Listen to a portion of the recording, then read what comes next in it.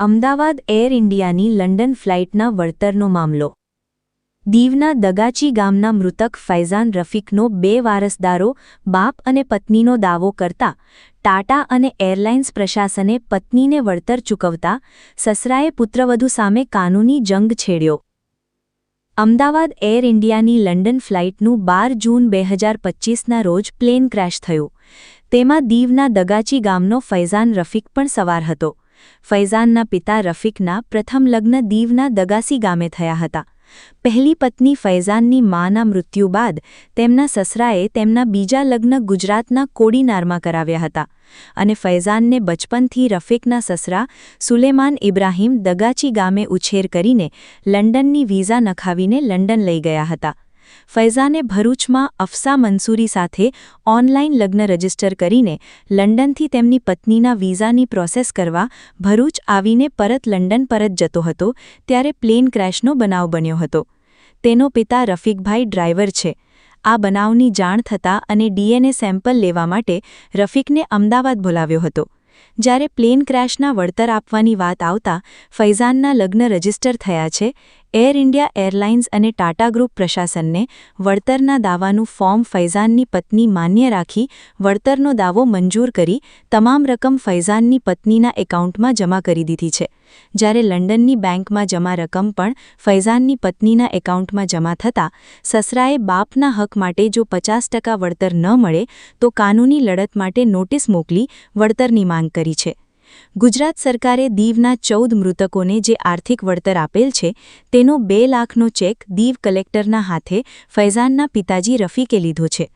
હાલ બંને પરિવાર વચ્ચે વળતર માટે સુલેહ ન થતાં કાનૂની જંગ ખેલાઈ રહ્યો છે.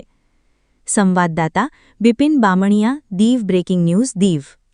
મારું નામ મોહમ્મદ રફીક છે. મારું ગામ ધોકડવા હતું પહેલાં. ત્યારે હું 30 થી 35 વર્ષ ત્યાં દીવમાં રહું છું. મારા લગ્ન એ ડગાસીમાં થયેલા હતા સુલેમાનની છોકરી સાથે. એ પછી ત્યાં ડિલિવરીમાં ઓફ થઈ ગઈ. 2 છોકરા હતા મારા. એક નામ મારા મોટા છોકરાનું નામ ફૈઝાન છે, ફૈઝાન રફીક, અને બીજા નામ છોકરાનું ફરહાન છે.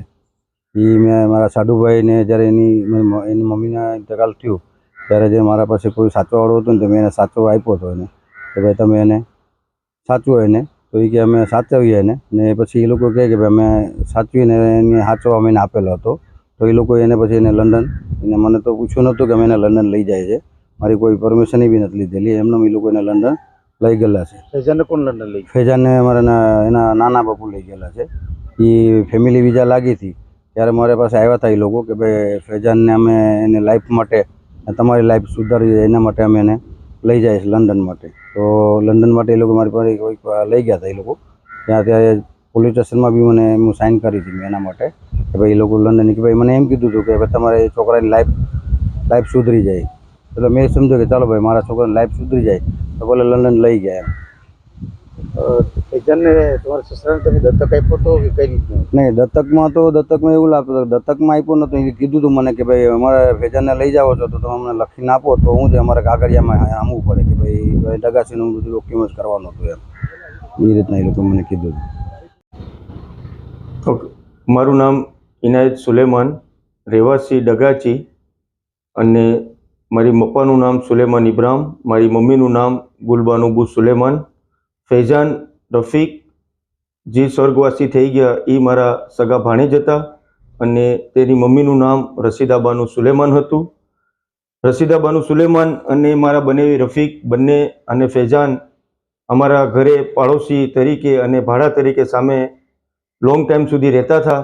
એ દરમિયાનમાં મારી બેન રસીદાબેન પ્રેગ્નેન્ટ સેકન્ડ ટાઈમમાં થયા. એ બાદ એને હોસ્પિટલમાં સેકન્ડ બાળકની ડિલિવરી ટાઈમે એનું ઇન્તકાલ થઈ ગયું અને ઇન્તકાલ થયા બાદ ફૈઝાન અને રફીકભાઈ જે હતા એ અમારા ઘરે 1 વર્ષ સુધી, જ્યાં સુધી મારી બેનની તિથિ ન પતી ત્યાં સુધી અમીએ એ લોકોને અમારી સાથે રાખ્યા.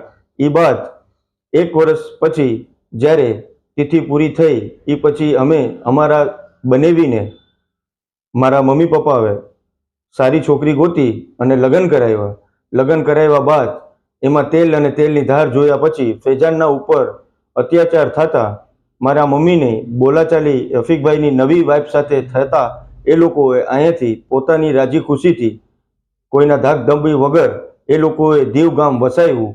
એ પછી ફૈજાનના ઉપર એટલો જ અત્યાચાર છેલ્લા 17 વર્ષ સુધી આવતા જતા રહ્યો. એ મારા ફૈજાન રફીકે આવતા જતા એના નાના નાનીને દર્શાવેલું. એ બાદ 2017માં જ્યારે ફૈજાન મેજર થવાના ઓલામાં આવ્યા એટલે પછી એ લોકોએ વિચાર્યું કે હવે મારે કોઈનું સાંભળવું નથી અને હું ઘર છોડી અને જતો રહું. એટલે એ લોકોએ મમ્મી ઓફ થઈ ગયેલ છે 2 વર્ષનો મૂકીને. અમે પાડીને મોટો કર્યો એને. મારા પર બીજા લાગી હતી અને હું લઈ ગયો 5 વર્ષ 2020માં લંડન લઈ ગયો 5 વર્ષ થયા. અને કે મારે અહીં ઇન્ડિયા આવવું હતું કે અમદાવાદ ફરીને હું જાઉં પાછો. તો અઠવાડિયું ભરૂચ આવ્યો ને ભરૂચથી આજ મારી ટિકિટ છે એટલે કામને લીધે તાત્કાલિક ચડી ગયો.